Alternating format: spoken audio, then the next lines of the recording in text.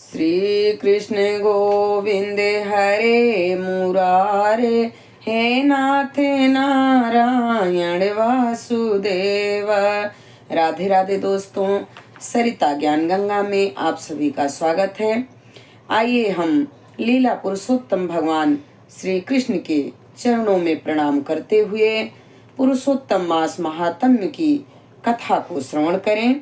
22वां अध्याय पुरुषोत्तम मास महात्म्य एवं पूजा विधान का इतना वर्णन सुनने के पश्चात राजा दृढ़धनुआ महर्षि वाल्मीकि से कहा, हे मुनि श्रेष्ठ, अब आप कृपा करके मुझे पुरुषोत्तम मास के व्रतों के नियमों और विधि विधान के बारे में बतलाइए, जिससे मैं यह व्रत कर सकूं।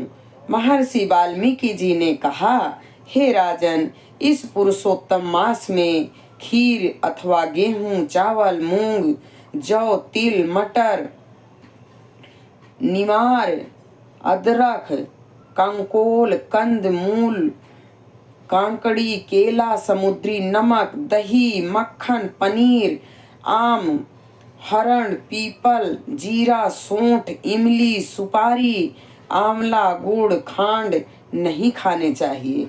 हविष्य अन्न अर्थात ऐसा भोजन जो तेल में न पकाया गया हो, व्रती को खाना चाहिए। सब प्रकार के आमिष पदार्थ, उड़द, मधु, बेर, राई, मादक वस्तु, मांस, दाल, तिल का तेल, कीड़ों का खाया हुआ अन्न, लोहा लगा हुआ, भावना से दूषित बनाने में दूषित अन्न अथवा दूसरे का हिस्सा न खावे, दूसरे से शत्रुता और स्त्री गमन न करे। पुरुषोत्तम मास में विवाह और उत्सवों का निषेध तो है ही, परदेश भी केवल तीर्थ के सिवाय न जावे। देवता, वेद, ब्राह्मण, गुरु, गौव्रती, स्त्री, राजा तथा बड़ों की पुरुषोत्तम मास में बुराई न करे। प्राणायाम में चूर्ण, फलों में जाम्भीरी, धान्य में मसूर तथा बासी अन्न आमिष है।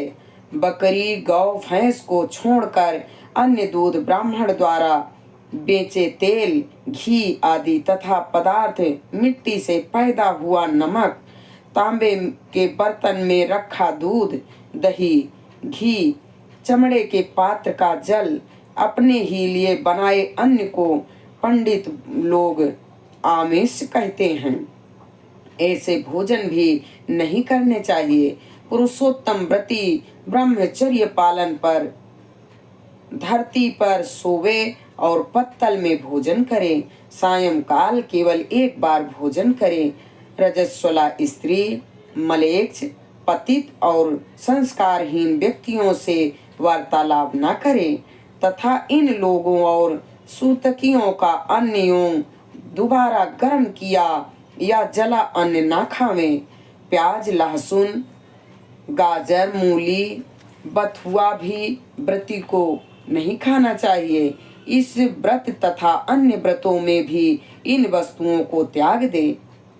व्रत अपनी भक्ति के अनुसार विष्णु भगवान की प्रसन्नता के लिए करे। पेठा, काशी फल, तरुणी, मूली, नारियल, कलिंगर फल, आंवला, गोला, पटोल, बेर, बैगन, वल्ली, सांग, वेल, कमलनाल और जल में उत्पन्न होने वाले फल फूल पुरुषोत्तम मास के आरंभ से पूर्णिमा तक न खावे। गृहस्थ हमेशा रविवार को आंवला न खावे। पुरुषोत्तम मास में जो वस्तु त्याग दे वह पुरुषोत्तम भगवान की प्रसन्नता के लिए ब्राह्मण को दान करके खाना प्रारंभ करे।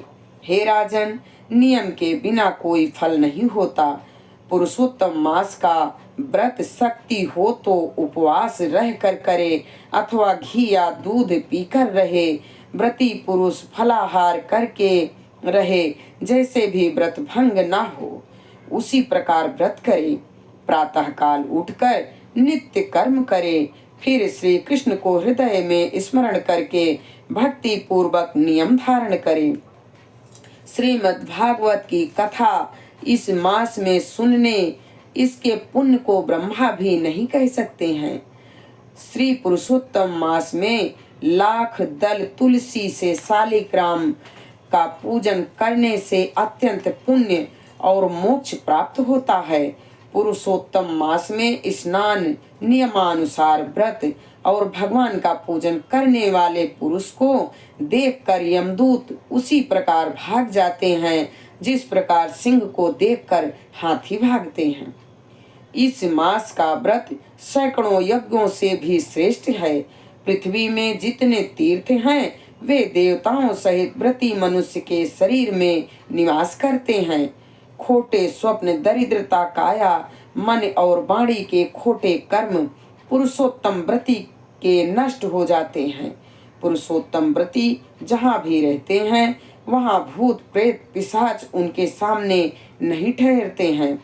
हरि भक्त जब निश्चल होकर पुरुषोत्तम की सेवा में होते हैं तब इंद्रादि देवता पुरुषोत्तम की प्रसन्नता के लिए उसकी रक्षा करते हैं और मात्र इस एक मास के व्रत और पूजा से व्यक्ति मुक्ति का सहज अधिकारी बन जाता है। इति श्री पुरुषोत्तम मास महात्म्य दृढ़ धन्वा पाख्याने पुरुषोत्तम व्रत नियम कथन 22वां अध्याय संपन्न। यहाँ पर 22वां अध्याय संपन्न होता है। हम अपनी वाणी को यहीं पर विराम देते हैं। आगे की कथा कल। हरे राम राम राम हरे हरे, हरे कृष्ण कृष्ण कृष्ण हरे हरे। पुरुषोत्तम भगवान के चरणों में हमारा कोटि कोटि प्रणाम स्वीकार हो। जय श्री कृष्ण।